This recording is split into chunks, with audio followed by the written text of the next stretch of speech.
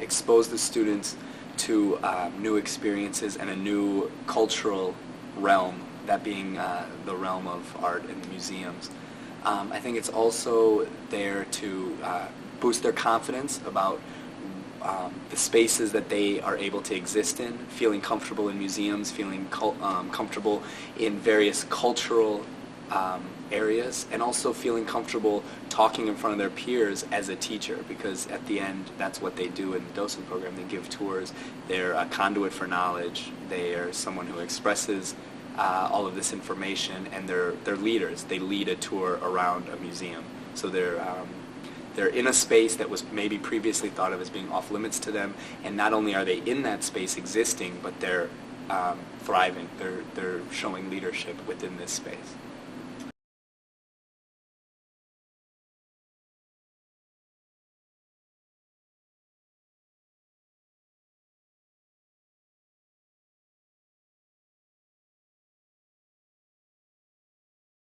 No, I only went to museums when I had to go.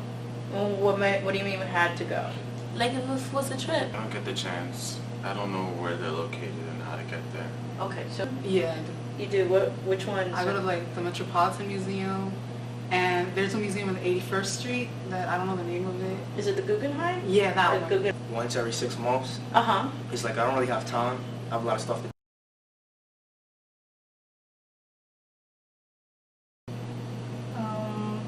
Yeah, if it's a portrait, I'll probably look at the colors, see if it's bright or dark, and the motions in the background. And I look at the artwork and like it really like catches my eye. I really look at the information next to it. And what do you mean by that? The information that be next to it, under it, that says the name, or what is it about and stuff. I probably just read the card. I look at the colors, I look at the colors on the shape, like not the shapes in the picture, like the sensor, like how like the shapes he would use to outline where he wants everything to be at. I look at it and like to try to understand it. I don't know, like I see some details and like to help me out, like, and I put them together, like, I don't know. You just look at it from top to bottom, and you try to see the little things like in the background, and just to, like what's the focus of this picture.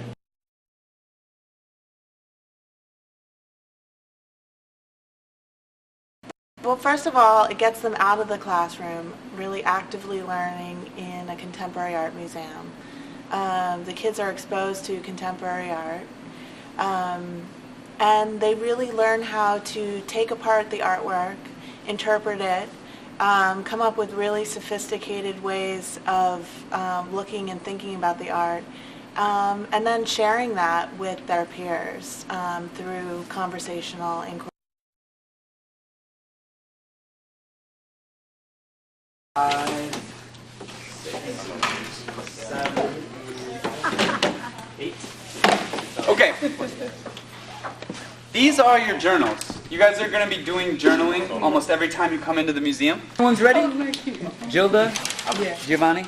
You guys are ready? Who's thinking about? Okay, then if you know someone, you're not allowed to vote. talking. I skate upside down, and I can read backwards. You what? I am part Chinese. My mother wanted to call me Wesley when I was born. I've been to Grand Cayman. I like soccer, and I spent a week at Villanova. I am a shark, a whole shark. I was supposed to get married. Oh, she almost slipped under the radar there. The 6 themes that you're going to be looking for in these works are, number 1 is color and shape. Number 2 is politics and government. Number 3 is participatory work. Number 4 is pop culture or popular culture. Number 5 is time and place. And the last one is counterculture. And think about which piece goes with which theme best. Oh yeah. It means fight. About it. You guys don't speak Portuguese. The people in your tour probably don't speak Portuguese. So just pronounce it as best you can.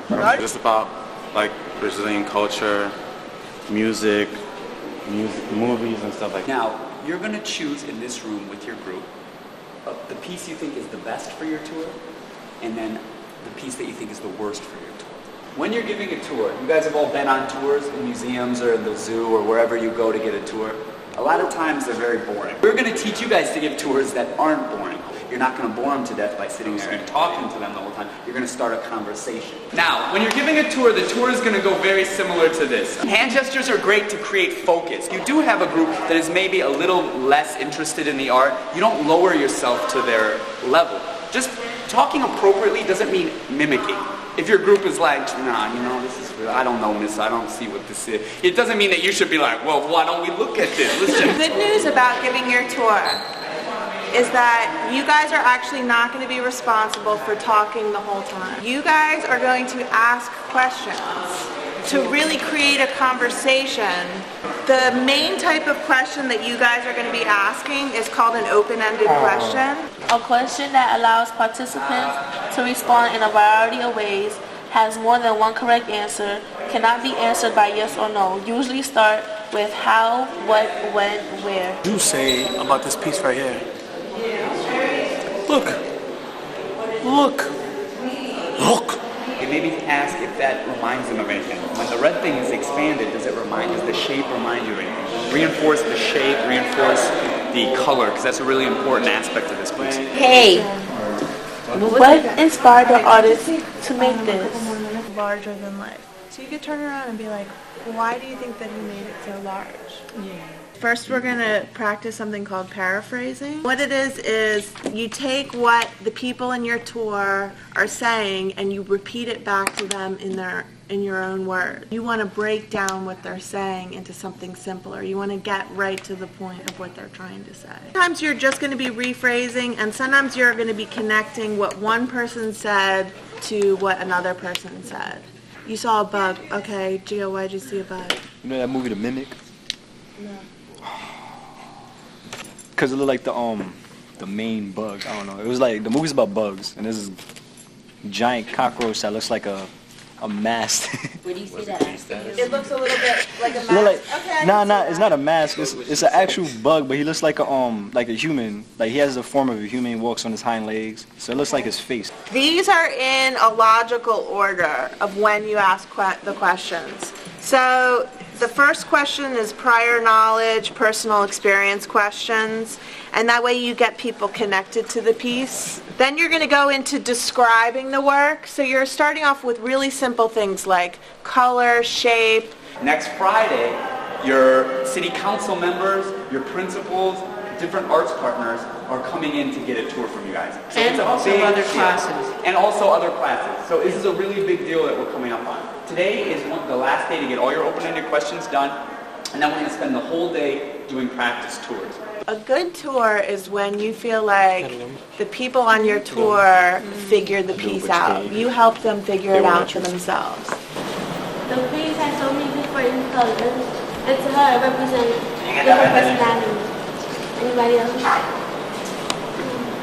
Well, this piece was created by a Brazilian artist, and it represents things that were happening in Brazil. So what do you think? If I look at this piece, what do you think was happening in Brazil? My name is Victoria. My name is Alana, and we want to thank you and welcome you for coming to MoMA. And that was the name of the museum. Good afternoon. Welcome to the Brown Museum. I'm Anita. I'm Patrick. We're going to be giving you a tour of 3 pieces today, but we didn't have time to go over all the others, so we're just going to lead you over to the first piece, and if you have any questions, feel free to ask. You said the word means to fight? Yeah. Or you know, red, if you think of blood, means fight. Okay. Maybe that's why you chose red. Alright. Caller says it reminds him of the 80s. Does anybody want to add to that? I think the artist did his self-portrait this way. Maybe because that's a portrait, not really of his face, but what's inside his mind and his heart and his body.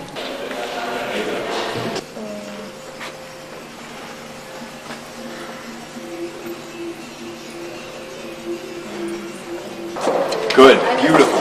Beautiful. Cool. So you guys are ready to go? Okay, I'm going to make you guys go first. This ensemble that we have behind us was made by Lena Bogardi, and it's called, well, all of them have different names, but most of them are models for Itamambuca complex. Anyone ever been to a third world country? And if you have, what do you already know about third world countries? Basically, a third world country, their lifestyle is very different from ours in America. Like here, you can have rich people and poor people living in the Bronx at the same time. But in Brazil, it's very different. Like the rich people will be, yeah, they will be separated completely from the poor. So you just have like this major gap between social classes. Alright, so you broke somebody's heart, right? Did you notice the title of this artwork is called Hard to Crush? Yes. So do you still think this artwork is still glamorous and full of love? Kind of. Love and hatred. Love and hatred? Kind of changed the mood because Hard to Crush. Crushing the heart is not good. So the title makes you think differently about what this heart is about. Does it not? Yeah? Alright. It seems really like vulnerable to me after you hear it's like heart to crush. So what are you trying to say? Like, we have this unbroken heart, but it could be broken. Could be. It's like up there in the air, vulnerable.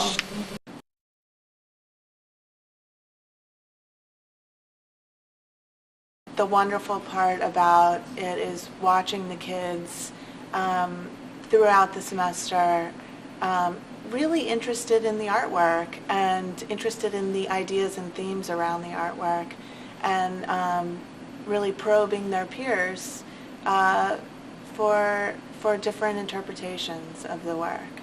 So watching that is really rewarding, and watching students really open up throughout the semester, gain confidence in their public speaking skills, gain confidence as well in understanding contemporary art, which isn't always easy. For me, these kids, it's like they're getting this really valuable experience where they're actually learning how to do my job in an art museum, and also learning about the art in the process. And additionally, they learn what a curator is and what they do. They learn about security. They learn all the ins and outs of how a museum is run. So they're seeing things, you know, from a really like privileged point of view from the inside out. This guy right here actually represents, he's a comedian doing the Tropicalia Ever. That's what this whole museum is right now about. That's the thing, the Tropicalia Ever. And you're right, what you said, but the two colors are from the flag. I'm not too sure if anybody's seen the Brazil flag. You have? Yes. Yeah, I have. Well, okay. On that Sue Golden Pharrell video. Yellow, it's green. Okay. So why do you think the artists did it in 3 sections instead of just one big Three different point of views? Three different point of views. I think because it's like a timeline kind of thing. Like it just happened in one like time. It took a while to like different steps. So timeline and 3 different point of views. I think the artist just wanted to look around instead of like just focus on one thing. Like he uses that one art pieces. He wanted to focus on like different objects. That's where he had like the 3D part popping out and the color. He wanted like to have different point of views and stuff. This is called the Rocking Crazy Trio, and it was made in 1968. What do you think is going on in this piece? Like, okay, I think that's hair. Black stuff is hair, and it's a hole or something, and she coming out the sheet. It's pregnant. Ew. Hold that thought, please. That yes. Hold that. Yeah, hold that. So you think it's a lady coming out of something? Ew.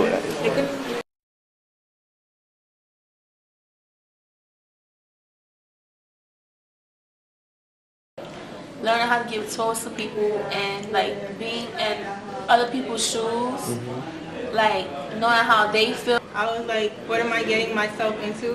Because I don't like to talk a lot. I felt self-conscious around people, or I haven't felt, shy. I could make a conversation out of art rather than just looking at it and it me. As I keep giving tours to different groups of people, my skills actually upgrade, and I'm actually able to express myself a little bit more, feel comfortable with different people, and it actually does help me keep going.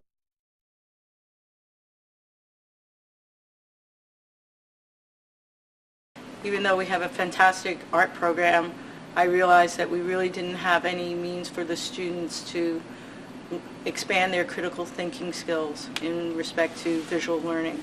I strongly believe that it's very important for young people to not only know how to make art, but also to be able to read and understand art. A lot of students in the city tend to be hands-on learners. Their written language skills are very poor. So anything that they can learn by doing has a much more long-lasting effect. So in that sense, having the students do their own work to give the tours totally aligns with the idea of hands-on learning. And also, our school places a great emphasis on the visual arts.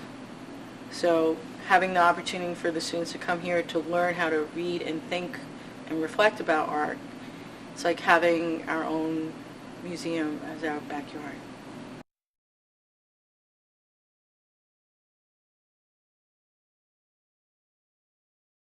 It was also really fun for me to watch the students learn how to talk about art because they made it look so easy, and I'm actually more comfortable getting my own students to talk about art after seeing them do it. 2 years ago, I was a teacher who joined part of the Docents program at the Bronx Museum. I was assisting teacher there, and it really affected my life in a lot of ways. It was definitely the one day of the week I used to really look forward to was the day that we would go down to the Bronx Museum.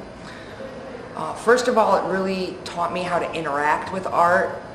Before that, sometimes I would just walk in front of a piece and say, I don't get it, and move on. Whereas now I've learned that I can relate, I can find something in every piece of artwork that I see. I can question it.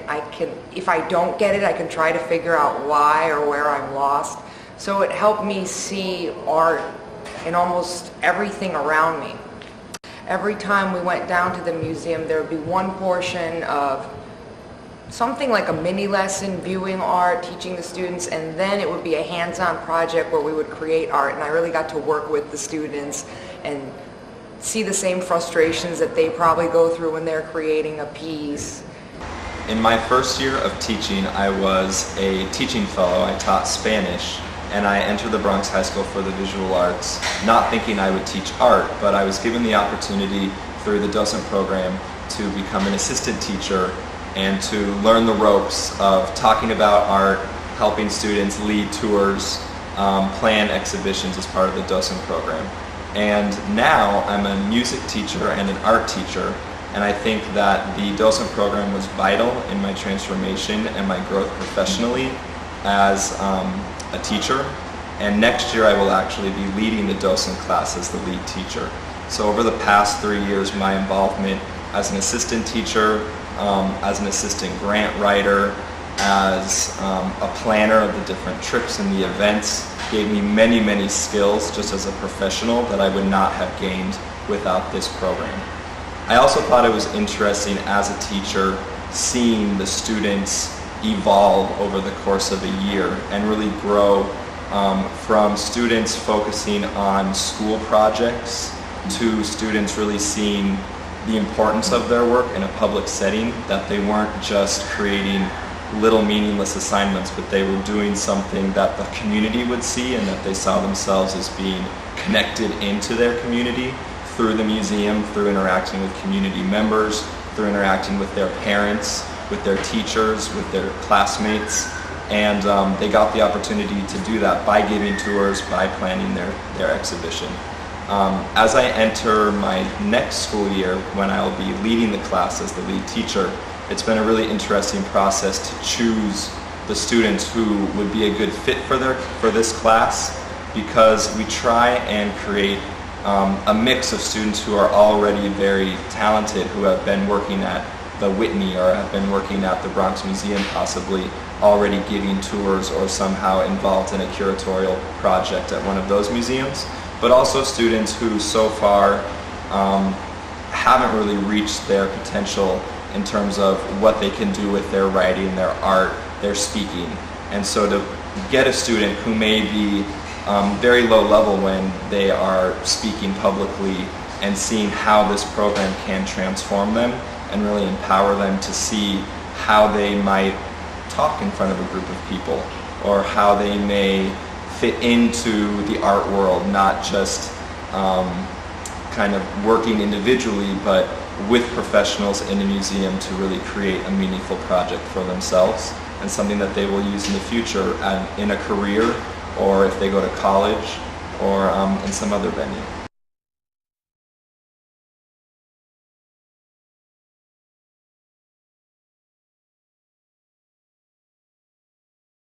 Three ways that the docent program helped me is that now I'm thinking of being a tour guide job and stuff, and now I'm really getting into like programs like Cooper Union, and it helped me a lot with the public because I was scared to speak in public, but now I'm not. The docent program helped me because before docent I wanted to do fashion design, and after docent I learned that I really into photography more. And also I learned how to give tours, which helps me now like maintaining a conversation about art. Also I had photography class, and my teacher was impressed because I took docent classes, and she wanted me to explain to the whole class how to curate a show and what it is to be a docent, so that also helped me. Where was the program? The program I took was in MoMA, photography classes. The docent program helped me with my confidence because I had to give tours, and made me like teach me ways to speak to people. Like before I was kind of antisocial, and now I know how to like speak to people more open. It also helped me with like my artwork. I looked at other people's artwork and compared to my own, and it kind of made me want to get better. And it also taught me how to judge artwork. It's opening a whole bunch of new opportunities. In the docent program, my section of the group was selected to design the brochure and the invitation for one of the shows, and it taught me how to deal with what people want in a brochure and in an invitation and things like that. It got me really interested into illustration, and illustration is basically what I want to do now. It used to be all painting, but the Bronx Museum and the Docents program kind of got me interested in working with magazines and things like that, and maybe museums. I just finished up an internship at the Metropolitan Museum of Art, and I think that because of Docents, I was able to get that internship, especially when they interviewed me. They asked a lot about Docents, as well as the rest of the school, but mostly about Docents, what I learned, how I learned to understand art the way I do, about curating and tour giving. And I think that doing Docents looks really good on your college application, especially if you're applying to an art school, because they want to know that you can paint and draw and animate and all that, but also they want to know that you understand art. The docent program has had a profound effect on all the constituencies that we serve as a school. First and most important is that this program supports the mission and vision of the school upon which we founded. First, to provide a quality education in and through the arts that encourages the kid to think critically and to engage in authentic learning experiences to support their learning. Secondly, we believe that an arts curriculum that's developed in conjunction with all the other disciplines that include outside partnerships makes for a better learning environment and much more real-life situation. It also, we believe, prepares students to be responsible, productive citizens, and to empower students to take control over their education and their lives. We believe so strongly that this program has a deep effect on the lives of the students and the school, despite the changes that have to be made, that students leave the school once a week and lunches and things like that, that we have decided to create a 4-year program. It's very important to bring in the community into the museum. I don't think we can afford to just be that kind of monolithic institution that it's just sort of projecting something to the community. we have to have more of a sort of a dialogue with the community. And working with the teens, especially high school kids, it's a sort of an ideal phase in their development to work with us in this kind of dialogue. So they come here and they learn about the museum, and then in a sense they become activated about museum culture, and they become our emissaries in the borough. That's pretty much what we expect from the docent program. And we have had, I think one of the best things is that kids come back, and they have a very positive experience here, and they have an opportunity to check whatever is that their preconcepts are about the institution, and they see that the institution is something that belongs to them and that they can do something with it. The Bronx Museum is a museum of contemporary art. So contemporary art is working in such a new frontier that it's not about the sacred object. I think the fact that the Bronx Museum is a museum of contemporary art, and contemporary art is kind of blurring the distinction about fine art and popular art, and art and design, and art as the unique object and multiples. So all these things is opening an opportunity for a much, much richer dialogue. So there is a lot of artwork that if the viewer does not participate, the artwork doesn't happen. And this is very exciting. It kind of opens a great opportunity in terms of education, in which to bring in the audience, and in this case a group of kids, and the fact that they are already a group in the school, there is already sort of a dynamics that they bring together to the museum, and that the instructors here then they can kind of explore and push to another level.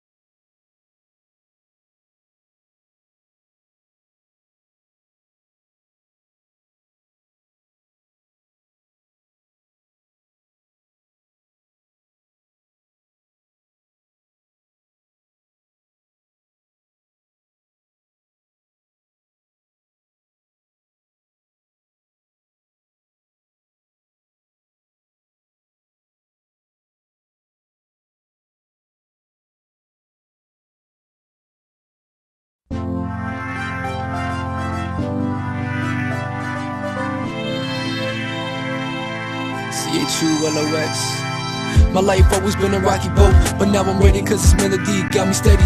And I'm always on the road cause this world is always moving, and so I always gotta go.